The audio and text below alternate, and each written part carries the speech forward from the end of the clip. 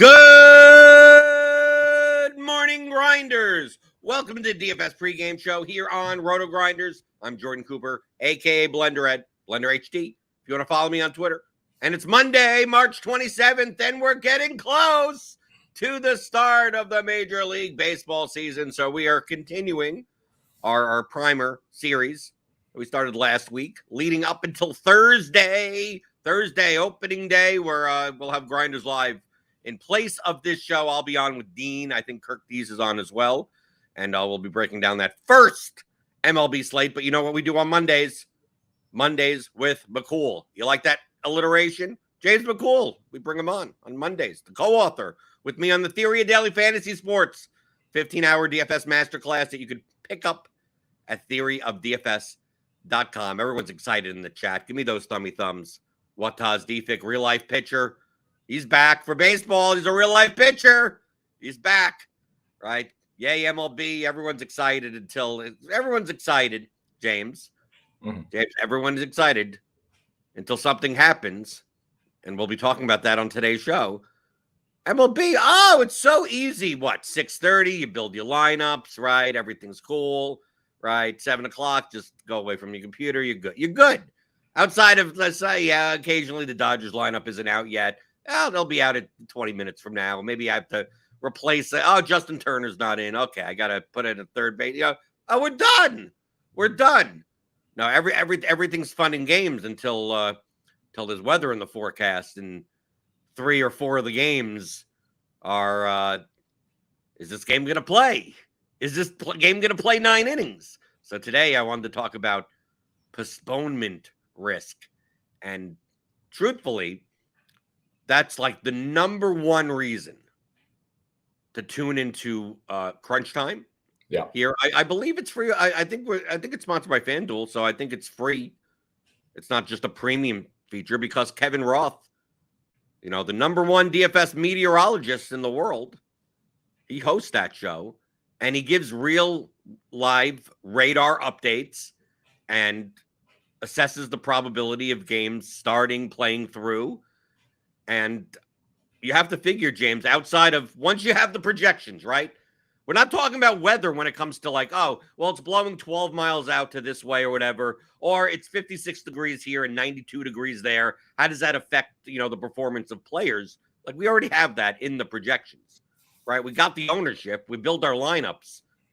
But it's this this would be a great game if it plays.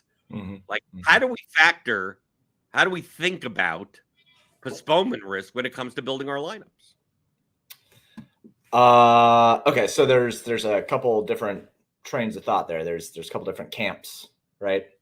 There's the camp that you should pay a lot of attention and you should get your guy who works for the Nationals on the phone and see if they're going to postpone even though there's no rain in the forecast for the next 2 hours, because you never know with the Nationals. Just infamously terrible at it. And you can plan accordingly. That highlights the first thing. Yeah. Let's talk about the first. Just I'm standing up because Kevin Roth probably has the least enviable job. He has a lot of haters. RotoGrinders. He has a lot of haters. Yeah. Right. Well, only because typically it's from bad DFS players. Because bad DFS players do not think probabilistically. Mm-hmm. And weather people do think probabilistically. Right. So when the weather forecast comes out, and you can see that we have a weather report page. It is free. Roth's weather report is you don't have to be a RotoGrinder subscriber to get. Right? You get some of the weather edge stuff of how it affects home runs and stuff like that. That is part of the premium subscription. Yeah. But the actual weather report that he updates probably twice a day, typically in the morning and then later in the afternoon. But he will give updates on crunch time a half an hour before lock, especially on the games where it's got to check radar late. It's a yellow-orange, got to check radar late to see, where models are popping this stuff up. The first thing with Kevin Roth is that he is a professional meteorologist and he has access to radar forecasts and models that the public doesn't. Now, when you see your local TV meteorologist or, the Weather Channel, they have those as well. What they're presenting on TV, what you have in your app, are very broad based model. And it's almost like you're looking at an aggregate of like 20 different models, and then the precision of them is like, they know that their audience is like, well, is it going to rain here in Louisville? Right. Not whether or not it's going to rain over my house, but just in Louisville. So remember, when it comes to Kevin Roth trying to determine rain out potential or delay potential, he has to base it around like a half a square mile in a city, not just all of Atlanta. So that's why a lot of times in the South, pop-ups. It's like, well, they're going to be pop-ups in the area, but is it going to pop up over the stadium? Right. Who the hell knows? The Atlantic metropolitan area is pretty big to forecast for that one small place where the stadium is. And then when he makes his forecast with the stuff like green and yellow and orange and red, he'll even put it sometimes in the weather report, but we'll talk about it a lot on Crunch Time, that he's assigning a probability. Right? It's like, does this game play all 9 innings? I think 50% of the time, 75% of the time, or it'll be the type of things where batters are probably good, pitchers may not be, right? It may be the type of thing where maybe there's a delay in the 3rd inning and they waited out 2 hours and then they continue to play, right? Because he sees what the lines of rain look like beforehand and afterwards and everything like that. So he's assessing that probabilistically. And then the second caveat is that even with all of that, what do the teams actually do? Right? We joked around, you joked around the Nationals that they've postponed games and it's literally not rained at all. Right. Right. They started the game in a delay, 2-hour delay, and then like, oh, there's really not going to be much rain. And then they just postpone it. So like the two things you have to look at is probabilistically, what is the chance that this game doesn't play the whole way through? Mm-hmm. How does that affect who you should play? Because there's a difference between pitchers and batters. Mm-hmm. And then realize that the teams could do, sometimes they play through.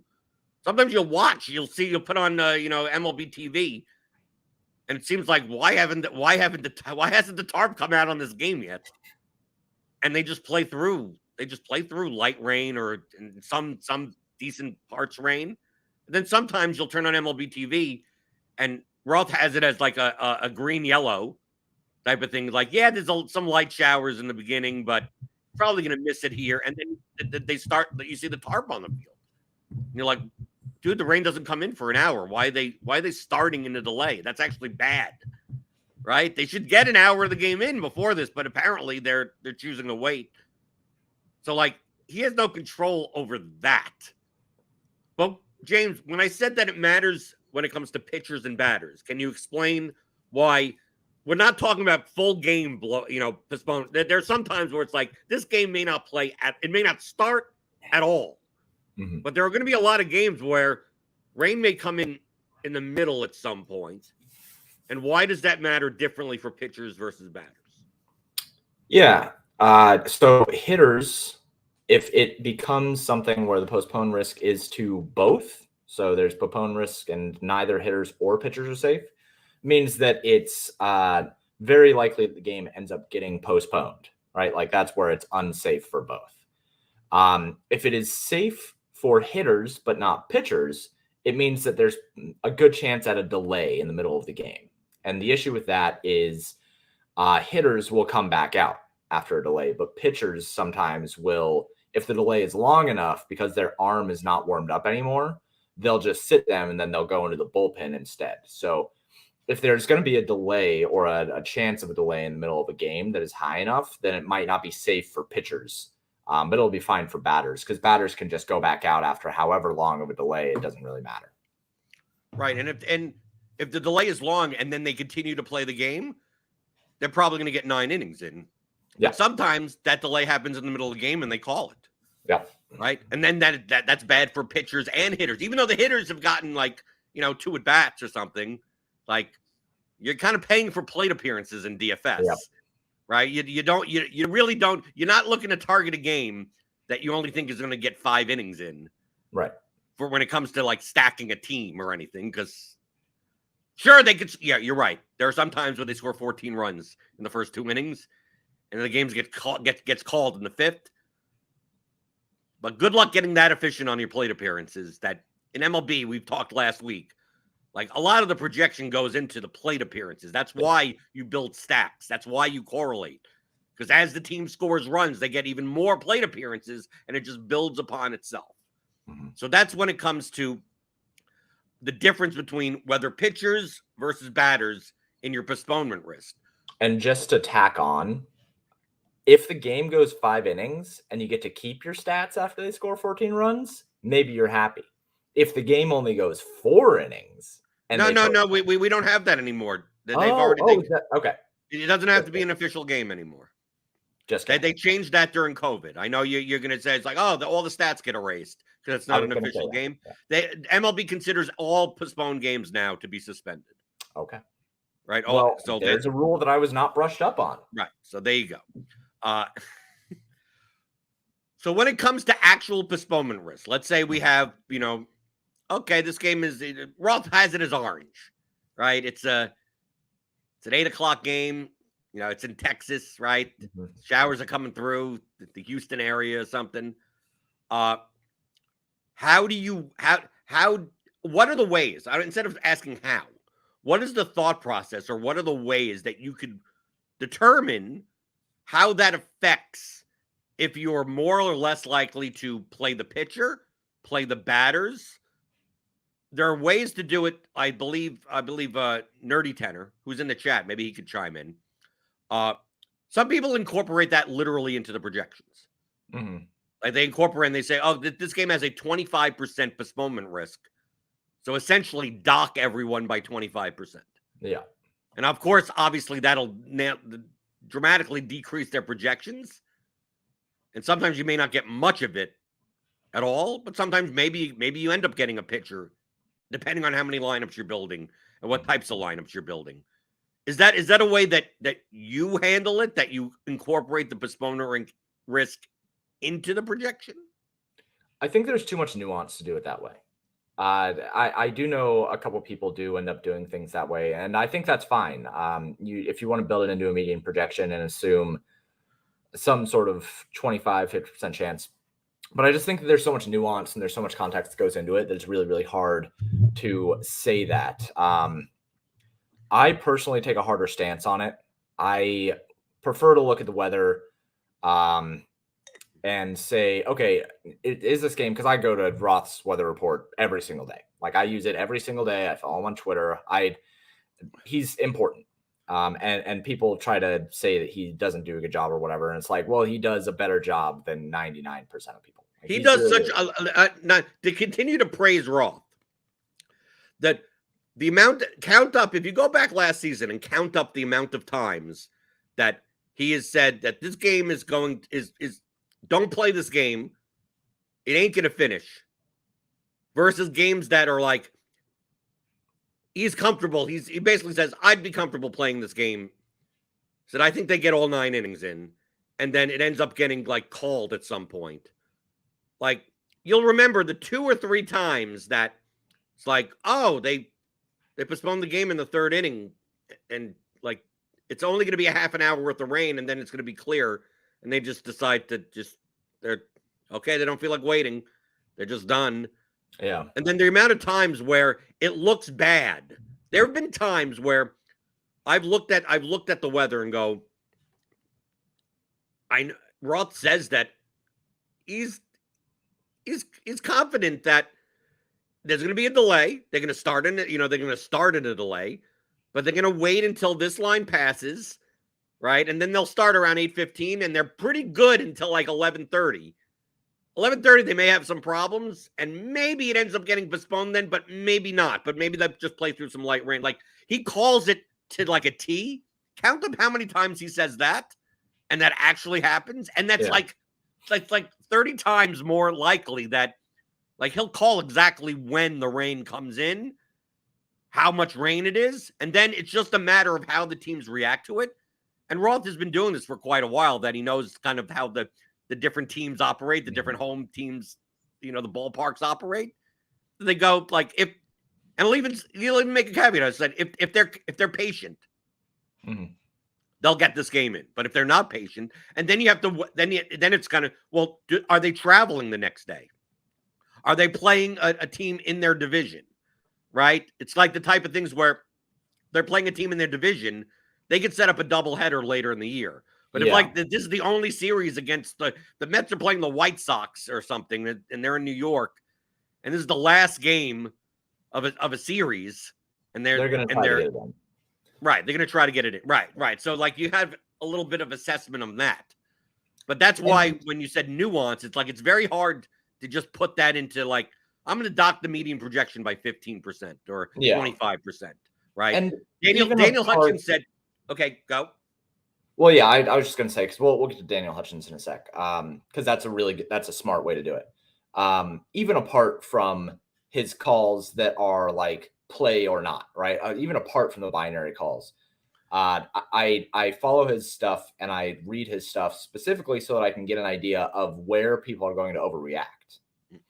Because it's not, I personally think that the vast majority of the time, the field is going to overreact to his orange situations.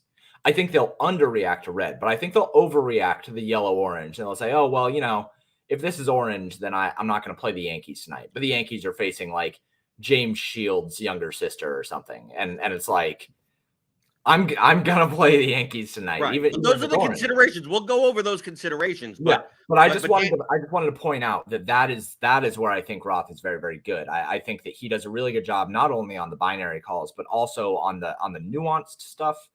He's really, really valuable. So anyway, we'll get to Daniel Hutchins' comment now. He says with postponement risk, he essentially changes the batters from having a bimodal distribution to a trimodal distribution. Right. Yeah. So that basically there'll be a lot of zero. Like there'll be a big hump on if there's a 20% postponement risk, basically you're just adding like 20% more zeros into the distribution, which makes this big bump at the back end go up, which makes it a trimodal distribution. But the considerations is the important part. The considerations on whether or not you should play a game that has postponement risk. No matter how much risk there is, right? We're just talking about risk in general. It could be 10%, it could be 90%, whatever. You have to determine that for yourself. But I think there's three contexts. The contextual variables, like we talk about in the Theory of Daily Fantasy Sports, which you can pick up at theoryofdfs.com. The three contextual variables that matter the most when it comes to how it affects your building of lineups, I think is 1, slate size, 2, essentially projection, ceiling, and 3, ownership, which is, essentially we're talking about the kind of like the 3 levers. Yeah. So slate size, meaning that if there's a game that potentially is going to get rained out, and it's a 5-game slate, like it represents 20% of the slate, right? From an opportunity perspective, it's like you don't have that many other choices. If it's a 14-game slate, like, dude, you have 13 other games to choose from. We're already playing a high variance sport as it is, and we're stacking. So most likely, we're looking essentially in MLB DFS to figure out I want 5 guys from a team that's going to put up 10+ runs, 8+ runs, 12+ runs, something like that. Well, when you got 26 other teams on a 14-game slate, the importance of having the game that has a potential rain out isn't as important. Right. Because it only had that game may, on average, on let's say a 10-game slate with 20 teams, if all the teams were equal, the chance of one team being the highest scoring team on the slate is 5%. Right. So let's just say on that 10-game slate, right, 2 teams at 5% each may not even play. Mm-hmm. Like you still got a 90% piece of the pie left. But let's say you're playing a 4-game slate. like 25% of the I mean, like then it's maybe more. I'm more apt to take a shot on the potential rainout game, Right. because there aren't many other places to go to. So like, yeah, why not? Why not take a shot? Depending on the ownership, we'll talk about that contextual variable. The second contextual variable is just how well does that game project anyway, right? If that game projects poorly as it is, and it has a chance of not even playing, maybe you just exit out. I mean, right? It how much better is that game compared to other games? Not how much better is that game, because sometimes you'll get a New York, Yankees. The Yankees have a 6.4 implied total, right? And you go, okay, and the other, Garrett Cole's pitching. That's why it's a 10 total. But then you also have like a team with a 5.8 implied run total, a team with 5.6. You got cores going with two teams with 5.5s. I mean, and you look and you go, this game is the best game on the slate, on this 12-game slate, but it's not so much dramatically more than like 3 or 4 other games that do I want to take a shot on the potential rainout game. But that's so much different than, oh, here's a team with a 6.4 total, and the next highest team total team is like 4.5 on a 10-game slate, right? On a larger slate. And it's like, this game, the Yankees are so much higher, right? The Braves are so much higher that, especially with the last contextual variable of ownership, like, is the field getting away from it or not? Right. And you'll see during the MLB season that just because this game has rainout risk doesn't mean the field is getting away from it, because it depends on how much rainout risk it is. Because we have situations where we know earlier in the day that it's going to be a mess in Cleveland, right? It's going to be a mess in Cleveland. Cleveland has a decent total, but not great, but still good enough to play. You'd want to play. They'd be like the third best stack of the day. And people are like, well, they're jumping off. They're jumping. Like, dude, you're going to get these guys at like 2% owned, because like everyone's been thinking this game is going to get postponed. And maybe you hear on Crunch Time before, it's like the radar looks much better than it did earlier today. Said still very highly. It's still quite likely that we may even get a postponement while the show is on, right? They may postpone it 20 minutes before live. And at that point, you can change to whatever you want, right? You're not going to play the postponed game that just got postponed. But he comes on and gives like there's a chance that they actually get this game in. That if we may actually be able to start and get 3 innings in before some more of this mess comes in. And if it's just light rain, maybe they just get this whole thing in. And what ends up happening is that these guys are just like 2%, the stack is like 1% owned, because like everyone just assumed this game is getting postponed. But we also get the other side of the coin, where a game is kind of like, yeah, they're maybe scattered shower or something. They probably get this game. Like everyone's thinking that, like, yeah, they're probably getting this game in. Just, there's probably not that much risk in it, but there's some risk. It's a yellowish, and the total is high. It's like a 6. If someone has a 5.8 implied run total, and then you get on Crunch Time, and Roth is like most probably you're good, but there's like, depending on how this line comes through in the 6th inning, this may be a washout. I mean, unless they're going to wait 2.5 hours, this may, depending on where this goes, this may be a washout in the 6th inning. And no one's paying attention, and everyone's just acting like the ownership is acting as if the rain risk is low. That could be a time, because of ownership, that you just like, well, if people are going to just jump on board a situation that has some variance in it, it's very similar to how I treat other sports. It's like high variance situations, the type of thing where if it's owned, I want to be under on, and if it's under owned, I want to be over on. So take advantage of situations where people don't think there's as much variance as there is. So that's how I personally approach it. And then there's the caveat we'll talk about next of, once you determine those contextual variables, if you're building numerous lineups, obviously you could build a lineup that I'll take a chance on it, and then a lineup that doesn't take a chance on it. Like, how do you set up your portfolio so that you maximize your EV of multiple scenarios. Are there any other contextual variables that you take into account? Because since you're not factoring it into the projection itself, on whether or not, like, okay, I'm playing 5 GPP lineups. Like, oh, there's rain risk in wherever. I'm not going to play that team, or I am going to play that team. Because most likely, we're talking about stack. We're talking about stacks. You're playing 4 or 5 guys from one team. And you're on mute. I was going to say there's not really that many more contextual variables. You didn't talk at all about hitters. You talked completely about stacks, but the same kind of contextual variables exist. Like, we're still worried about slate size. We're still worried about ownership. We're still worried about projection. Yeah, I can't think of anything off the top of my head that is added onto that. And Daniel highlighted a very good point. He says he doesn't play cash games, so double ups, head-to-heads, that type of stuff.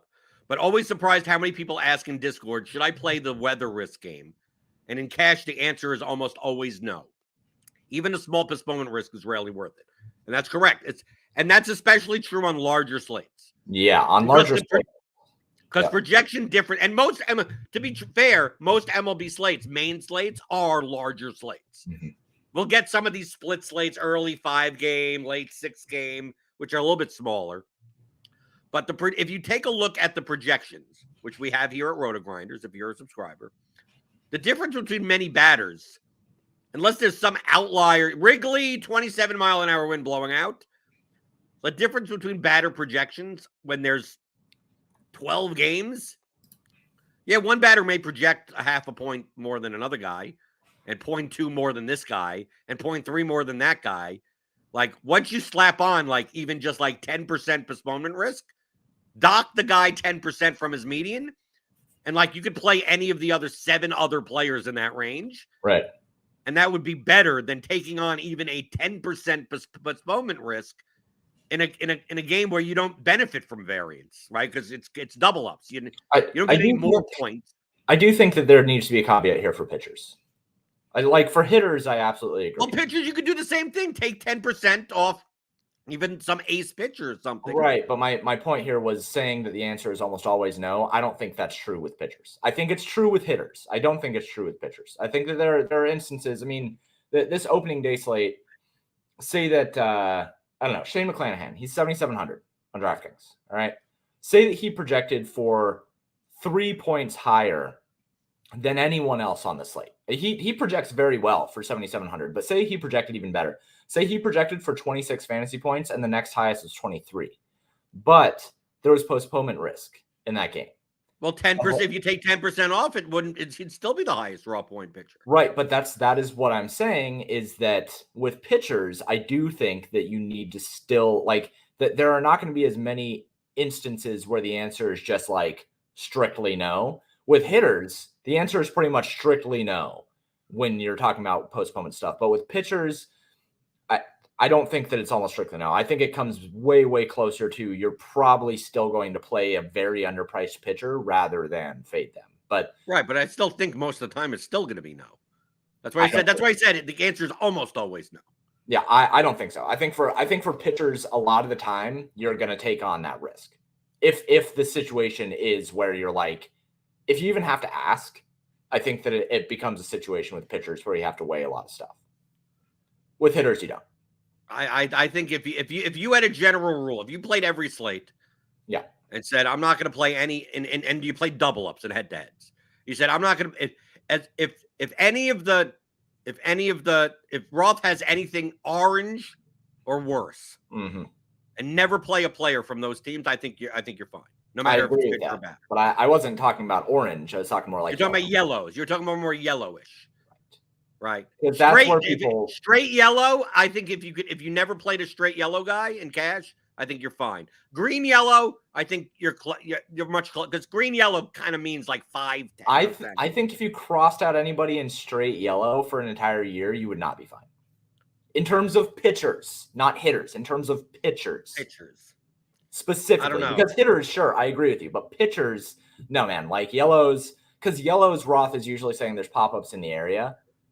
Or something like there's like a chance of a delay because of a pop-up, and like if you're fading, like say that Shane McClanahan, 7,700, say he was the best projected pitcher on the slate, and you're like, oh yeah, I'm going to cross him out because of a yellow. Like you're just donating. You're just donating that slate. I think it all evens out after. I mean, there are going to be times where that pitcher is 80% owned and he doesn't even pitch, and you win the other slate that you don't have. I'll disagree with that. Okay. We can disagree. That's fine. Right. No, I mean, but I'm talking about if we did it over the course as a heuristic. I'm talking about a heuristic. Yep. I don't think you should be viewing postponement risk as a heuristic. And that's the point that you made 100%. before, that it's much more nuanced than just, do you play this guy or do you not play this guy? Right. What is the context of the slate warrant? And when you're telling me that there's a $7,700 pitcher that is 6 points higher raw projection than anyone else, that may be the context of, yeah, it's only yellow. It's only a 10, 15% postponement risk. I'm playing the guy. The other thing that I was going to say is if you're going to just like make a hard rule that you're going to say yes or no to anybody with yellow, like you shouldn't be playing MLB DFS because that's not the spot where you're going to take hard stands. That's not it. Okay, now when building lineups, obviously we're primarily stacking in our lineups, but there are a lot of configurations that you could stack. So like on DraftKings 5-3, 5-2-1, you could put outside of a stack, you could play multiple one-offs, right? On FanDuel, you could go 4-3-1, stuff like that, and with a good one-off in the other spot. What I do, and I think this is the best approach when it comes to portfolio management, is that I use it's one of the best buttons we have, which I'm not sure where oh, this is the picture, that's why it's not there. This OIS button in Lineup HQ. I believe we may be the only lineup builder that has this. I could be wrong. I use Lineup HQ, so I'm not sure what other things have, but at one point it was the only one, and that stands for only in stacks. And all I can tell you is that when I build lineups, if there's postponement risk on a team, and I'm building GPP lineups, I just click only in stacks on all of their hitters. So essentially, if I'm going to make 20 lineups, there's going to be, remember, the distribution of outcomes now with postponement risk gets more and more bimodal, right? Gets trimodal, gets quad, whatever. You get tons of humps towards the back end and the front end because sometimes the game doesn't play and sometimes the game does play. So it gets even wider and wider. Because when variance gets wide, when the range of outcomes get wider and wider, the effect of correlation gets stronger and strong. Like correlation matters even more. So to me, when I play 20 lineups, if there's a game, if the Braves have a good total and it's it's orange, I don't know, like, and the ownership starts going down and like, oh, people aren't going to be playing the Braves, they're too scared of the game getting called or something. It's like, okay, only in stacks on all the Braves. Then I will build some lineups with 5 Braves in them and other lineups with no, like I'm not going to play Acuna as a one-off.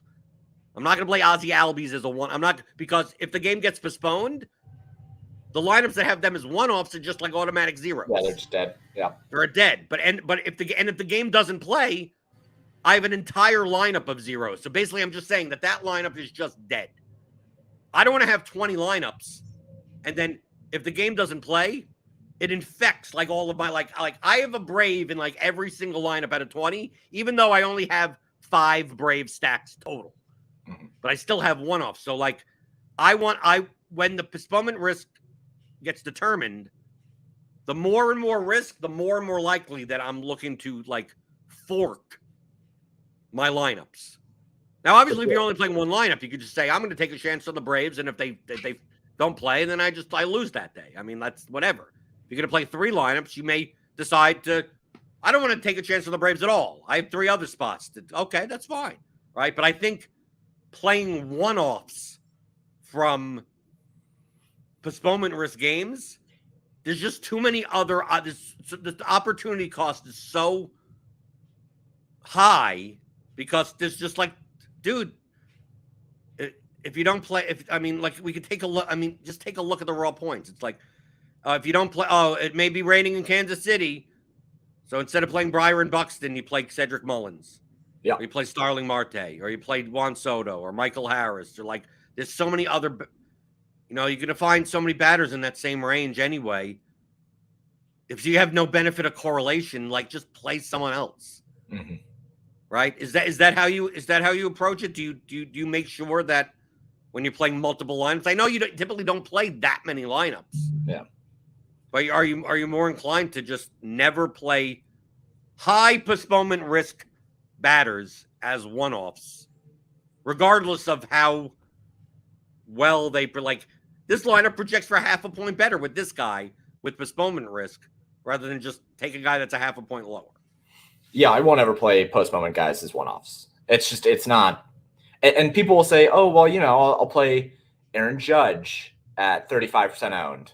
And the Yankees are postpone risk, right? And they're just like, oh, well, if it postpones, then, at least I still have a chance to min cash. And I look at them in their digital face and I say, I don't care about min cashing. I only want to win the GPP. So like, if Aaron Judge is out, like there are certainly instances if you're playing the higher dollar tournaments where if you play Aaron Judge and you get a 0, you still have a chance to win the GPP. But for the most part, in the $88 tournament, in the $15, in the $20 3 max, et cetera, you don't have a chance anymore to win that tournament if you take a 0 on Aaron Judge in your outfield. But you do have a chance to win it if you stack the Yankees with Aaron Judge, because other people are not stacking the Yankees. They're only playing Aaron Judge. So I would always prefer to stack if there is postponement risk. And I take it as far as saying that most of the time, if the top overall team in my scoring percentages has some sort of postponement risk that is less than 50%, like we're talking like in the orange range, if the top overall stack for me ends up being like the Yankees and they have like a 30% postponement risk, I would love to stack the Yankees because they're not going to be high enough owned. According to my models, they should be the highest owned team on the slate, and they're going to be behind like the Reds and the Guardians, So I'm always happy to take that risk on postponement stuff. I think that's one of the biggest mistakes that people make, actually. Comparing to ownership. I mean, we see plenty of times that the field doesn't mind diving into postponement risk. Right? We see slates where it's 7-game slate and there's one great game.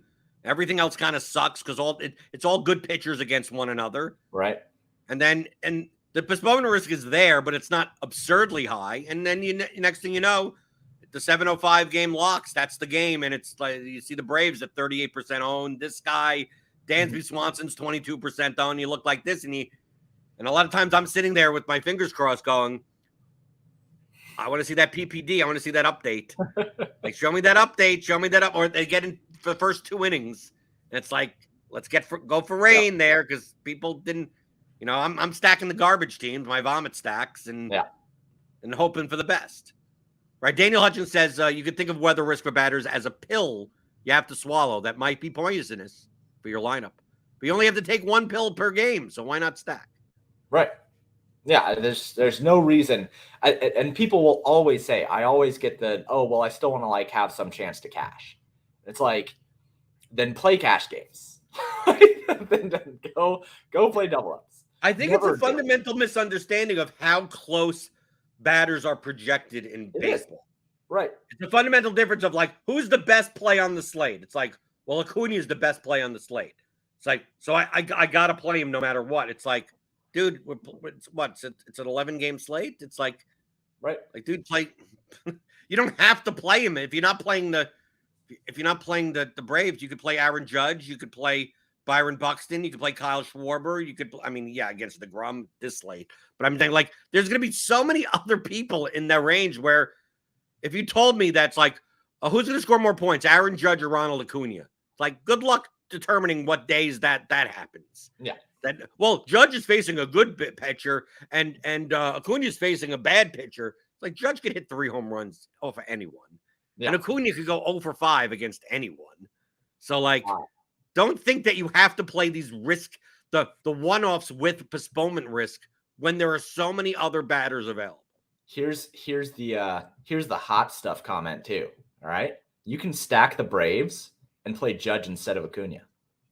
You can do that as also, right? You can. Yeah, and it'll be something that separates you off from the field, because when you run stack permutations and you see, oh, there's, the Braves are the highest owned stack, but 40% of that ownership is coming from Acuna. And all you have to do is just not play him. And now you can play whatever Brave stack with whatever combination of pitchers that you want. And that's conversation for another day. We go over a lot of that in Theory DFS. You don't need to worry about it at that point.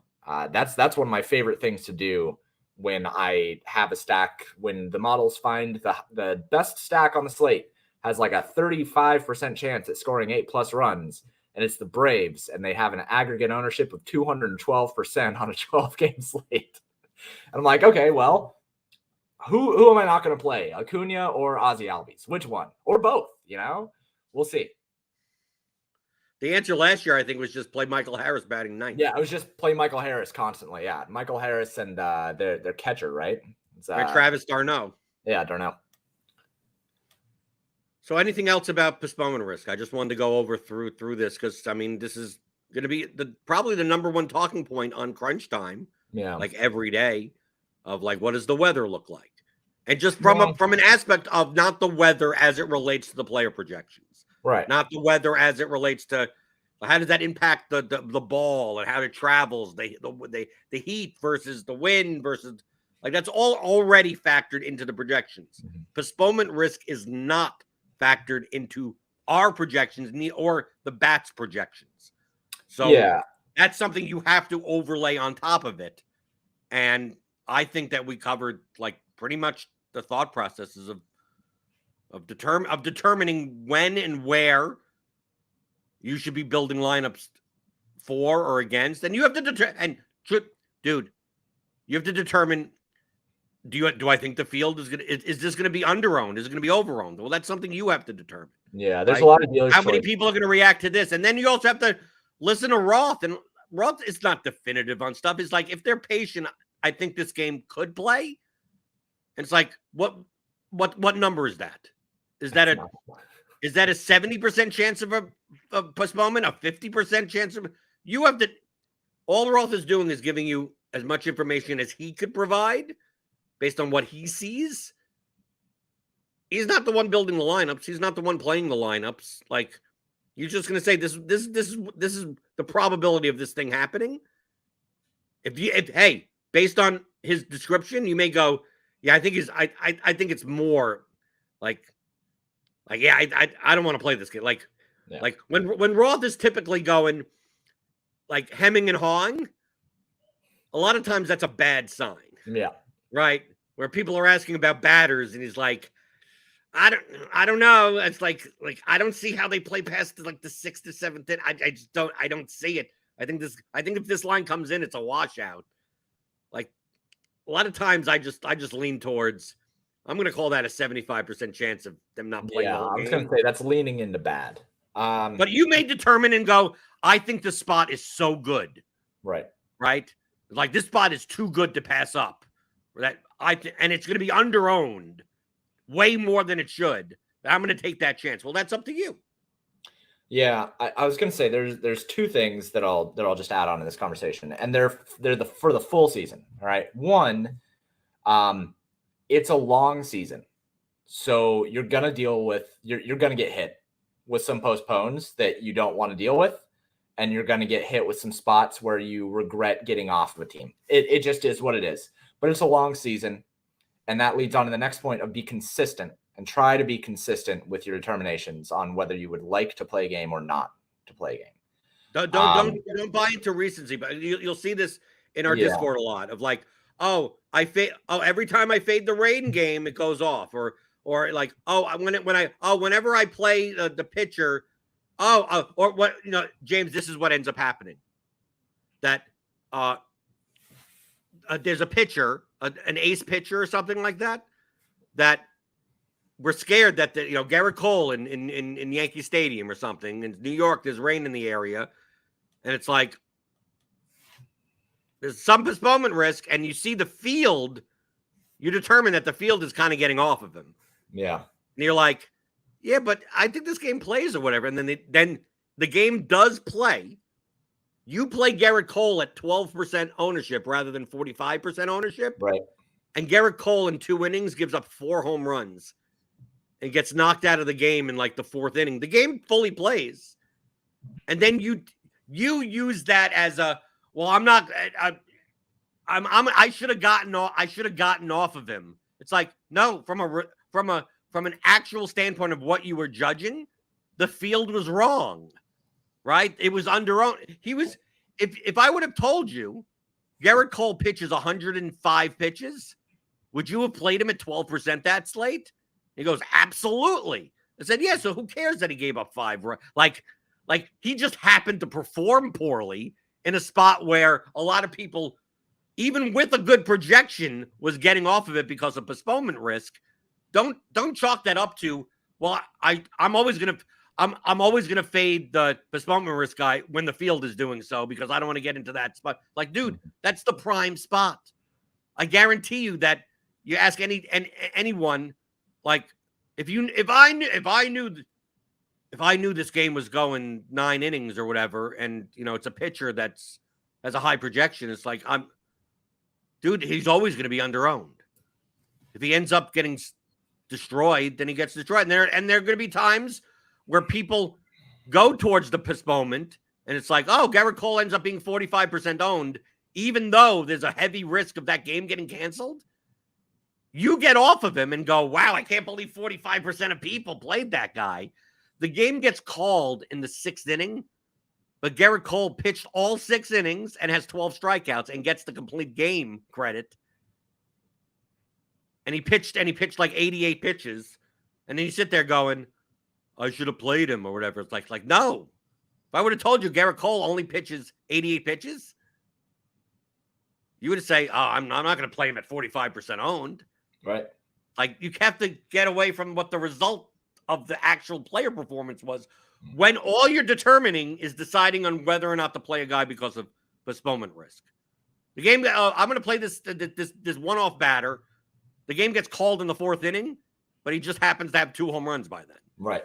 It's like, if I would have told you before the slate that you're going to pay $5,700 in the outfield on a 13-game slate for an outfielder that has 2 at-bats, would you do it? They go, no. So then who cares that he just hit 2 home runs? Yep. All that. I agree. All that.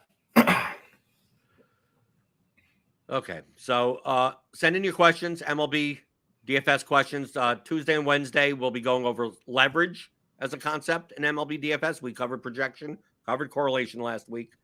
Going to cover leverage Tuesday and Wednesday. Friday, there's no MMA show, so there's just going to be a regular pregame show.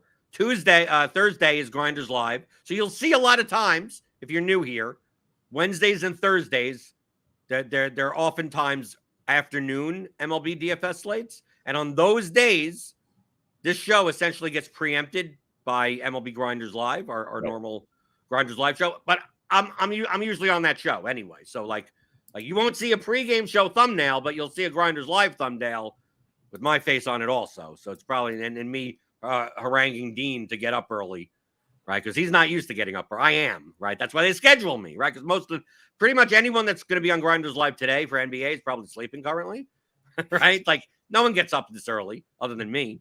This early. It's only 11 a.m. I was going to say, man, James, you've been up for half the day already. Yeah, you wake up at like 8:45 a.m. and slam a Red Bull before the show. And I'm like, I've been up since 5:45. Like, you don't. Dude, I did not get out of bed. This is an 11 a.m. show. I did not get out of bed until 10:20. Yeah, you don't get up early. Nobody. 10:20. That's not right. early. I take my morning poop. Right. I get my little Starbucks Frappuccino thing, and I'm good to go. Right. This is the beginning. I'm almost ready for my second cup of coffee by the time that we're done with the show. There are some days where I have my second cup of coffee during this show. What time do you go to sleep though? 9:30, 10 maybe. How old are you? What are you? Well, what are you, 84 years old? Who goes to sleep that early? I'm 30, and I have a 2-year-old son. Like, I'm tired, man. Who goes to sleep that early? It's very rare. I fall asleep earlier than like 1 a.m. Yeah, that's disgusting. I cannot stay up till 1 a.m. if I try. You know how you do it, James? By not waking up until 10 a.m. That's fair. I did want to point out one comment really quick. Mike Ostry said you can still play small single entry stuff without stacking, especially higher stakes stuff. I just want to highlight this really quick and say, don't do that. From a person who gives fantasy advice and like has a site and puts things together, people go home run hunting, and that's how you like basically guarantee yourself a negative ROI season. Like you will get shot unless you hit a major tournament and win $100,000, and then you're probably in the black only because it's hard to lose $100,000 over the course of a season if you're a regularly small volume player. You should be stacking in MLB DFS. Correlation is vitally important. We talk GPPs. The clear point is right? No matter the size of GPP, right? You should always be stacking in GPPs. Because the field does not stack enough in cash games. That's a different conversation. You don't have to stack in cash games by any means, but in GPPs, always be stacking. We talk about it a lot in Theory DFS in both books. It's well documented by other really smart people. You should always be stacking. Home run hunting is fun, but just don't do it with any regularity. I explained it last week, James. I went through like numerically. The strength of correlation in MLB DFS is strong enough that the more and more batters that you add to your lineup from the same team, the projection of your lineup and the range of outcomes of your lineup goes up more and more than in almost any other sport, right? Outside of like esports, right? Like LOL or something like that. So like, if you're gonna take like 8 guys from 8 different teams, like you get whatever their projection is, you get no correlation benefits at all. But 5 guys, like playing 5 guys from the same team is the functional equivalent of having an extra spot in your lineup. Right. Yep. Absolutely. Like if you would just do it mathematically by how much projection you get, you play 5 players on DraftKings in your lineup. It's the functional equivalent of you playing with. You're not paying for it. You're still playing a 50K level lineup, but you have some utility spot there with some guy with some 8 to 10 point projection. I was going to say it's basically an extra $5,000 on your lineup on DraftKings. Probably more than that. Sure. Yeah. I mean, obviously the projections of the players, Matt. I mean, like, yeah, the better and better the team, like the more value oriented the team is, the more money technically you're gaining by that.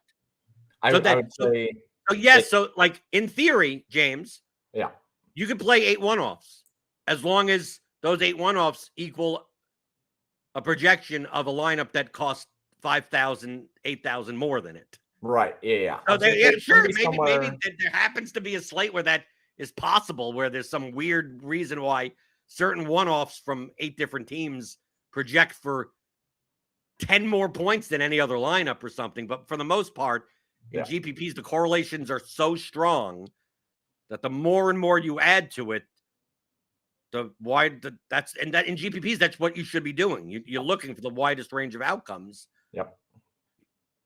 Good luck with the home run hunting. You don't just like, if you're ever going to play like 2 stud pitchers and you end up having to stack the Pirates because of it, that's better than just That's fine, because like the stack of the Pirates of 5 Pirates is probably still as good as a stack of like 3 or 5 one-offs from 5 different random teams. Yeah. Right. That are better than the Pirates, right? Right. Like let's say I could play the second baseman from the Twins, the first baseman from the Dodgers, and you put them and for the same price or something like that as 5 Pirates with a 3.8 run total. Yeah.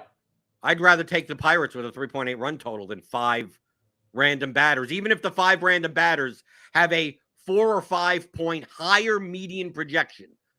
Because once I stack 5 guys, I make up those 5 points in median projection, and then I surpass it by another 5 points. Yeah, you gain an extra like 7 to 12 points in median expectation. Right. So you should always stack. Like, why not get one in a progressive payout contest? If you're getting that benefit, why shouldn't you? Like, it has nothing to do with how many other people do stack or don't stack. It's like, dude, do you want an extra 8 to 12 points of projection for doing nothing, right, other than playing multiple guys from the same team? Then other people are going to take it, right? Why shouldn't you? Regardless if you're playing dude, but I don't want to play the chalky stack. Like, dude, even if you threw out ownership, like, dude, don't you want to play the highest projected lineup that has 5 guys from the same team? Like right. That is the highest. That is a higher projected lineup in mathematical expectation than your cash lineup that you play with just 8 random people.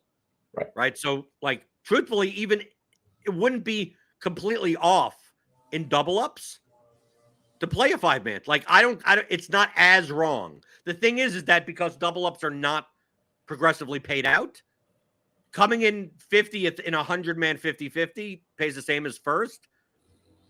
Obviously, the more correlation you add to your lineup, the higher the variance of the lineup. Like, your goal in theory, in double ups, is to have the same expectation with the least amount of variance. Yeah, you literally want to place like 45th out of 100. Right. So, like if you were it's quite possible that the expectation of the top stacked lineup versus the unstacked lineup is about the same, just that one will have more variance than the other. And when given the choice between 2 lineups with similar EVs, I'll take the one with the lower variance, right? When it comes to cash games, right? We're gonna how the new people are gonna come in and I'm gonna get that question probably. I'll probably answer that during the season, probably 84 times.